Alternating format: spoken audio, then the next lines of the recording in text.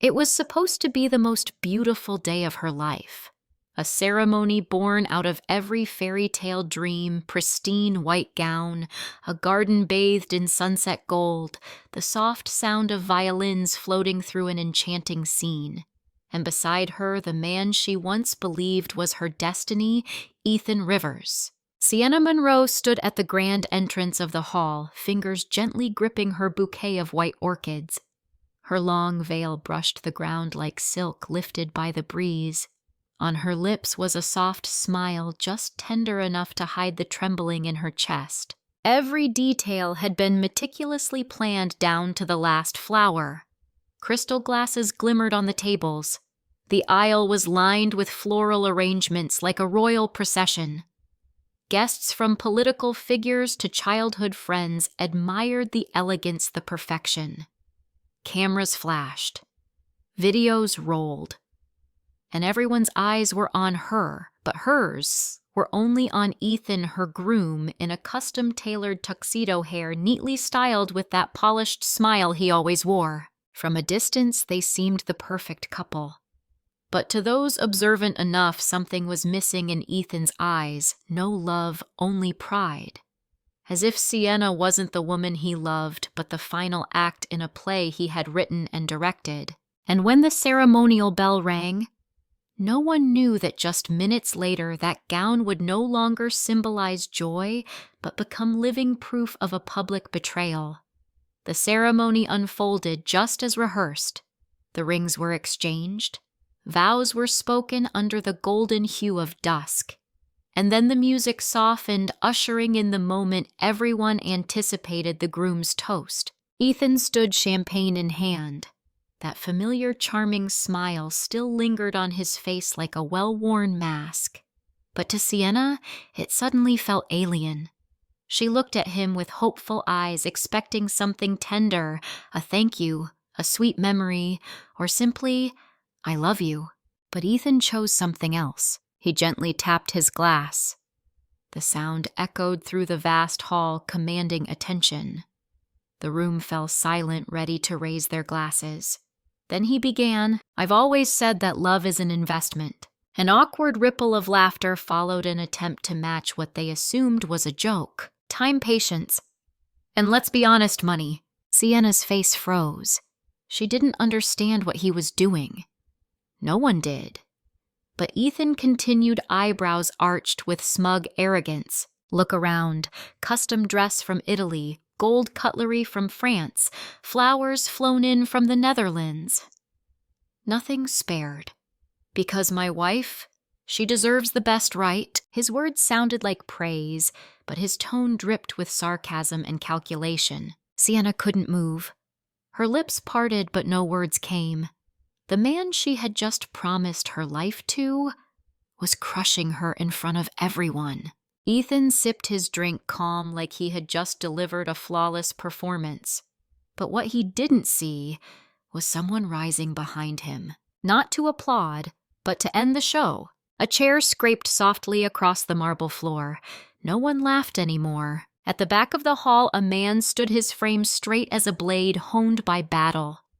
Marcus Monroe, Sienna's father, said nothing. His eyes, cold as forged steel, locked onto the stage where Ethan still smiled, unaware that the entire atmosphere had shifted. Marcus began walking forward, not with haste, not in anger, but each step rang against the floor like a gavel's final strike, deliberate, firm, and undeniable. All eyes turned. Whispers died. Breaths caught in throats. Even the chandelier seemed to still. Sienna, motionless like stone, slowly looked up. She knew that walk. She had grown up under the quiet authority of a father who once served in special operations, a man who never needed to raise his voice to be heard. Ethan finally sensed something was wrong. He stopped, turned, and for the first time that evening his smile vanished. Marcus stopped just a few feet from him. He didn't yell. He didn't threaten. He didn't have to. Just one look, calm, cold, and impenetrable, was enough to make the air around them heavy with consequence. "Sir, I was just joking." Ethan stammered, raising his hands as if to shield himself from a force only he could feel. But Marcus didn't blink, didn't nod, didn't respond. 2 men in dark suits, private security for the event, stepped forward. No command was given, but they knew. One gently took the glass from Ethan's hand. The other leaned close and whispered something only he heard. Ethan's face turned pale. He turned to Sienna, now standing, her shoulders trembling slightly, but her gaze had changed. No longer hopeful, just silent and strong. "Sienna, you can't be serious. This is going too far." She didn't answer, because now she didn't have to. Ethan was escorted out, not dragged, not disgraced, simply removed like something no longer belonging. The grand doors shut quietly behind him. And with that, a strange hush washed over the room.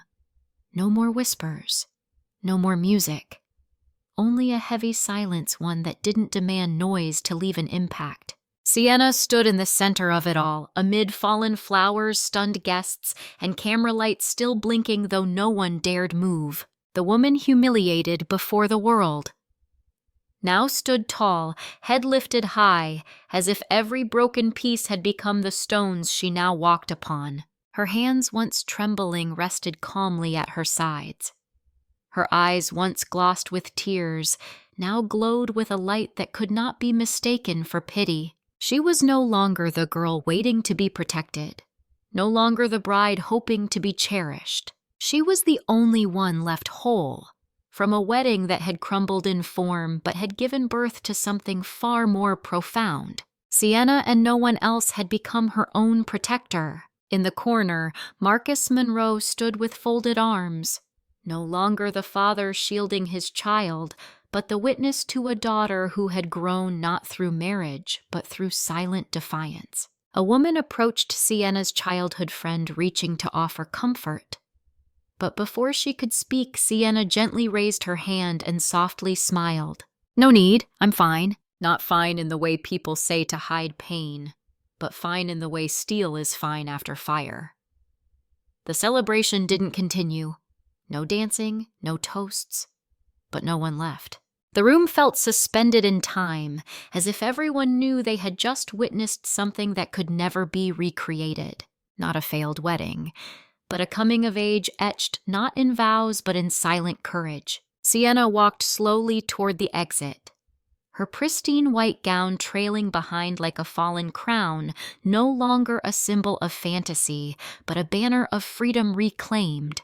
Above, the early night stars blinked softly, as if whispering a secret only she could hear. She didn't cry, she didn't look back. She simply walked, each step light as air, but echoing like a hymn of quiet resilience. People watched, some with sorrow, some with awe, many wordless. But no one saw a victim anymore. Behind her, Marcus remained still, his gaze no longer heavy. He no longer looked at his daughter as someone to guard, but as someone who had found herself in pain and still chose not to bow. Sienna crossed the threshold, a door she had entered hours ago with dreams of love. She now exited with something greater, a dignity no one could ever take from her. And that night, though, there were no vows, no dancing, no champagne. There was a silent vow made deep within her. She would never again wait to be loved. She would live, stand tall, and never beg for respect again. Because from that moment on, she had given it to herself.